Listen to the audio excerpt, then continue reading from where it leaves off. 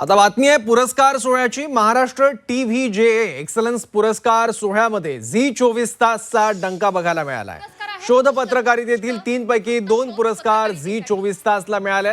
गोविंद तुपे, सीमा आढे, रुबीना पठाण, मनश्री पाठकचा गौरव करण्यात आलाय। शोध पत्रकारितेत झी 24 तासनं आपलं वर्चस्व पुन्हा सिद्ध केलं। मुंबईत पार पडलेल्या महाराष्ट्र टीव्ही एक्सलन्स पुरस्कार सोहळ्यात झी 24 तासने तब्बल 4 पुरस्कार पटकावले आहेत। यातले शोध पत्रकारितेतील 3 पैकी पहिले 2 पुरस्कार झी 24 तासला मिळाले। शोध पत्रकारिता कॅटेगरीत झी 24 तासच्या प्रतिनिधी सीमा आढे यांच्या आदिवासी भागात मुलींची विक्री या इन्व्हेस्टिगेटिव्ह स्टोरीसाठी पहिल्या क्रमांकाचा, तर गोविंद तुपे यांच्या रेशनिंग टेंडर मधील घोटाळा या रिपोर्टसाठी दुसऱ्या क्रमांकाचा पुरस्कार मिळालाय।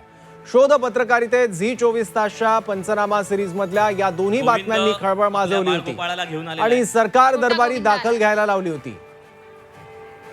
त्या शोध पत्रकारितेचा आज टीव्ही कडून गौरव करण्यात आला। यासोबत झी 24 तासच्या अँकर रुबीना पठाण यांच्या आषाढी वारीच्या विशेष कार्यक्रमासाठी सर्वोत्कृष्ट साप्ताहिक कार्यक्रम म्हणून गौरवण्यात आलं। त्यांच्या वारीतील अँकरिंगचं विशेष कौतुक करण्यात आलं।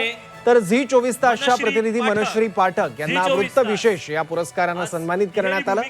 मनश्री यांच्या निवडणूक विशेष कव्हरेजसाठी त्यांना गौरवण्यात आलं। टीव्हीच्या पुरस्कार सोहळ्यात माजी लष्कर प्रमुख मुकुंद नरवणे, परिवहन मंत्री प्रताप सरनाईक, मंत्री आशिष जयस्वाल आणि झी 24 तासचे संपादक कमलेश सुतार यांची विशेष उपस्थिती होती।